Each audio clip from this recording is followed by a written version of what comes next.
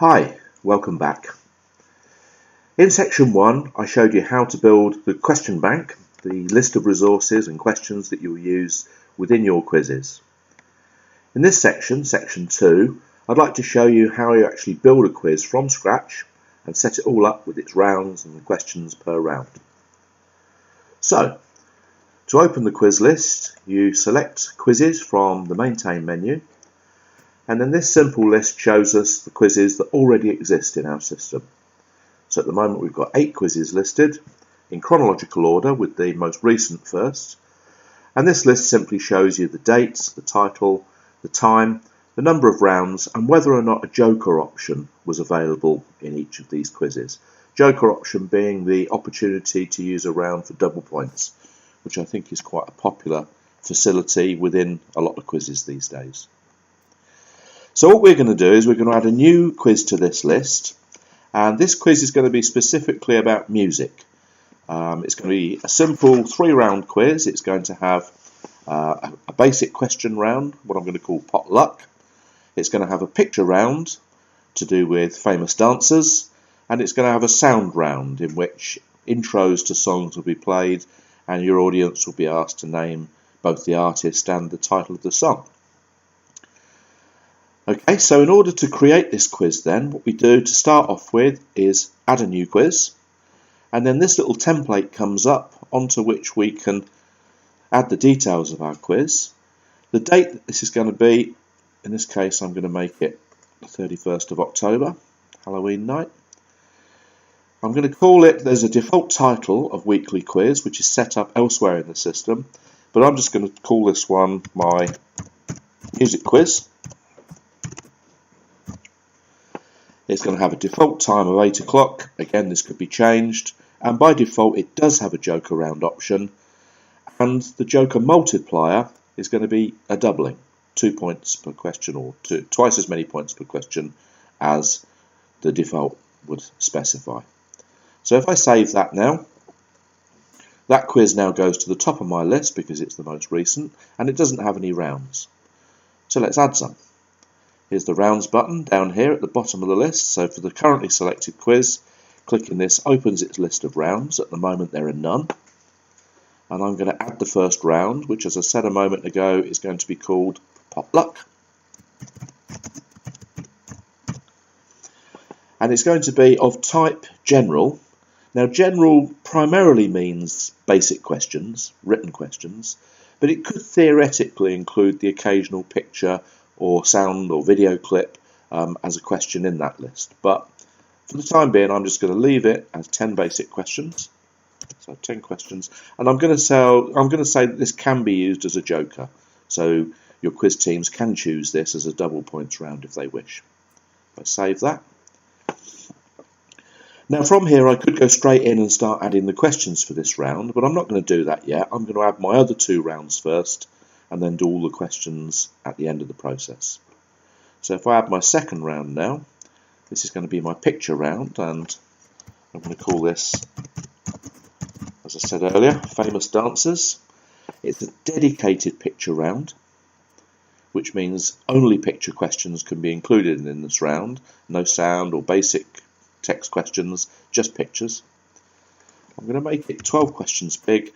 And it has a common question because the same question is effectively asked for all the pictures that will be presented.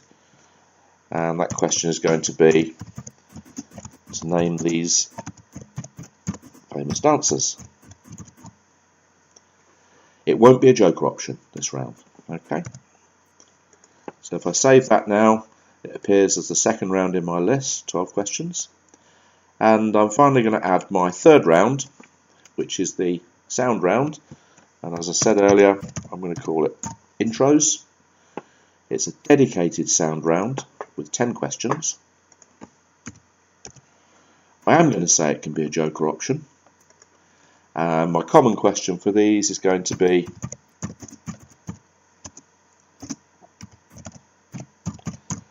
name the artists and the song titles.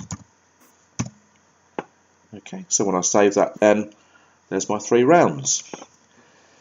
Now over here on the right hand side you can see we have the same controls that you saw earlier, where you can adjust the position of the round in the list. So for example, I could say, well, I don't want my sound round to be the last round, I'm going to make that the second round, and that then makes the picture round, the famous dancers round, the last round.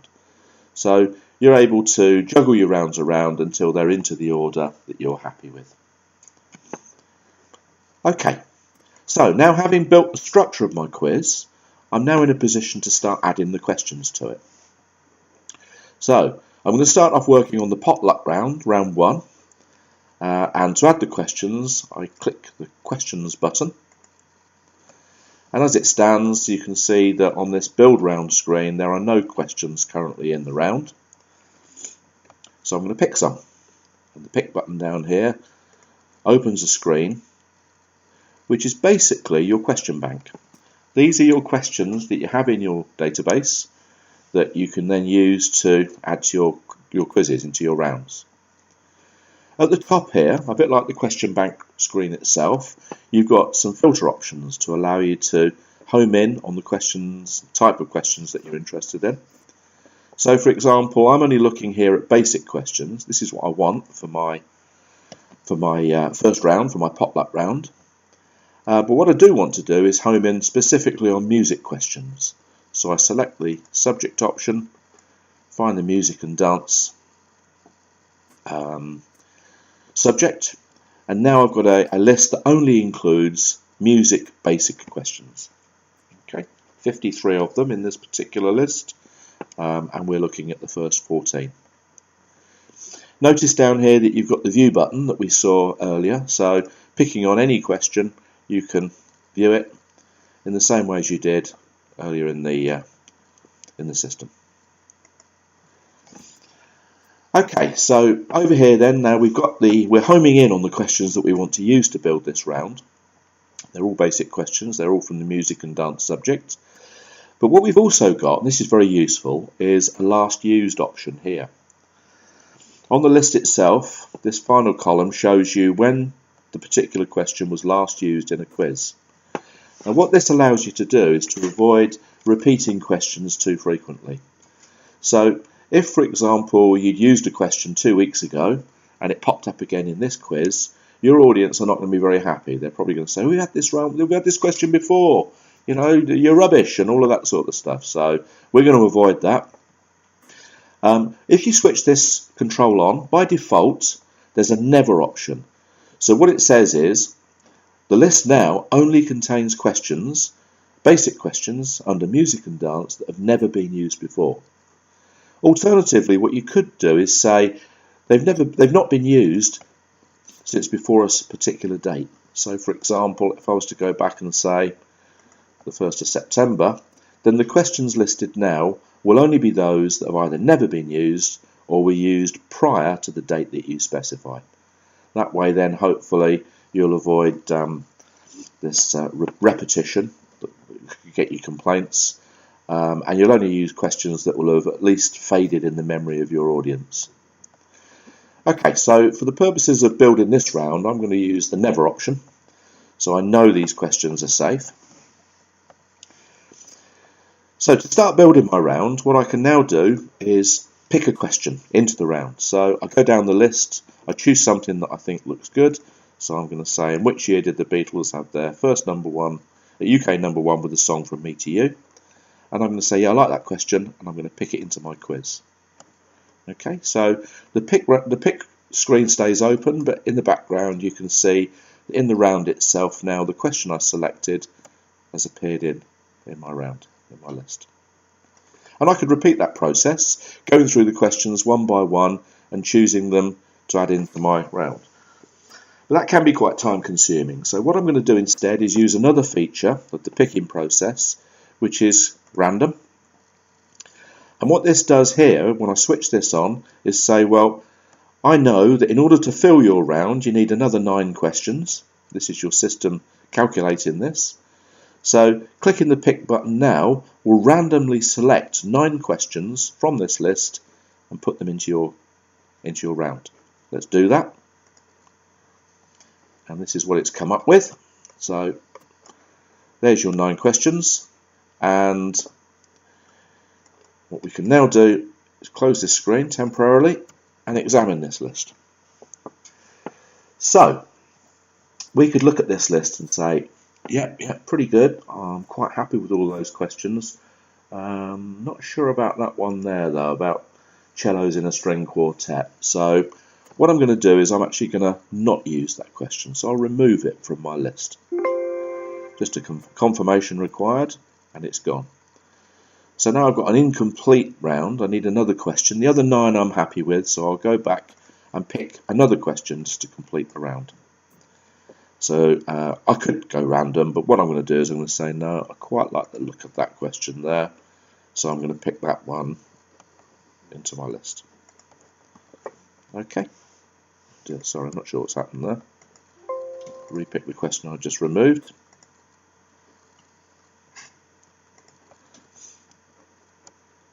There. Okay. So now I've got my round of 10 questions. As with the round list itself, you can take the questions and you can adjust the position of them. So this question I've just added in, I could say, well, no, I'm going to make that the first question. Looks quite good. This question here, I'm going to take that down to the bottom. And this one here, I'm going to move it up a couple of places just to mix it up as I choose. All right. Now then, by default, as you can see on the screen here, all of the questions have 1 mark associated with them. You can change that if you choose.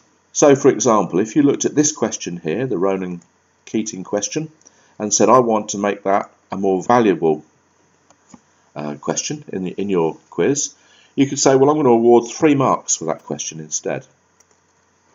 And by doing that then you come back to your list now and you can see that 3 marks is now set up. Obviously that's not something you normally do, so what we will do is put that back as it was, and all questions are now worth a single mark. But what you quite often have when you're asking your questions is a little bit of flexibility on an answer. So if you take this example here, the Beatles question, it's looking for a specific year for their first UK #1. Now what you could do is offer a bit of flexibility as the quizmaster and say, well, yes, I'm looking for the specific year, 1963, but I think if they offer a year either side, 62 or 64, then that should be worth half a mark. So you can now go back to, with this question selected, back to your edit mark screen, and you can say, whilst the mark for a correct answer remains 1, I could type in half, I'll say half plus or minus 1 year. Okay, now this is actually going to be later in your process. This is going to be a prompt for your quizmaster. So he or she can then decide how to inform the audience of the scoring on this question. And you can do that with any of your questions. The rest of the questions I'm happy with. They all look like it's either a mark or it's not. It's either right or it's wrong, so we'll leave them as stands. Okay, let's now close that round.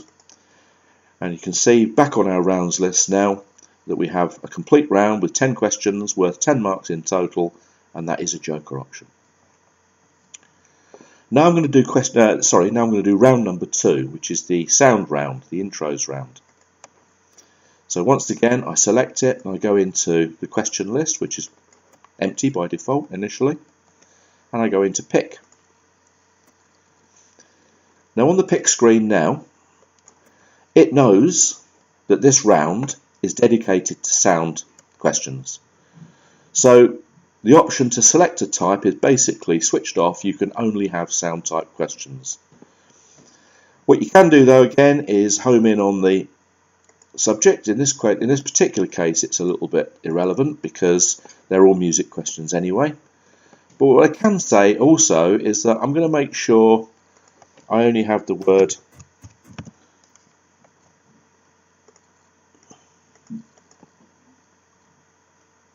beg your pardon, song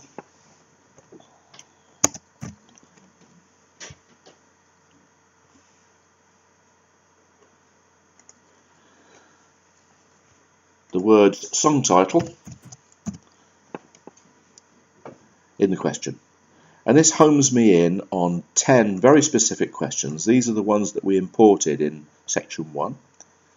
And I'm going to randomly pick all 10 of those, I'm happy with them all, into my round. There they are.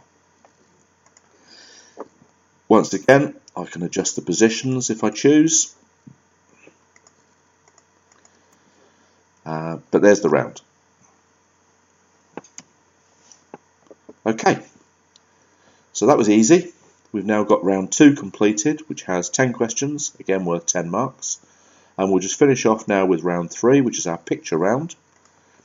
Again, going into our question list initially, it's empty, there's nothing there. So we'll pick our pictures. It's a dedicated round, so as before, only pictures are presented, and there's no option to change to anything else. I'm going to select the music subject. And what I'm going to do here is I'm going to use, rather than the last used option, I'm going to use the filter to find me the dancers. So now all of these questions are just to do with the dancer pictures that I want to use. There's 12 of them, and so I'm going to pick that 12. Again, I have the option to move questions around if I choose. So what you can see now then is that very quickly, very easily, once my resources are available, my question bank, to actually build a quiz is very, very simple. We've got 3 rounds, 3 different types of questions, and it's ready to go.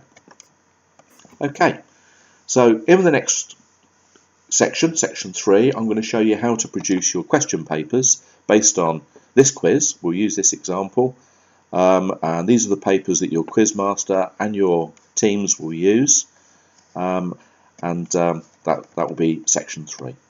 Okay, thank you.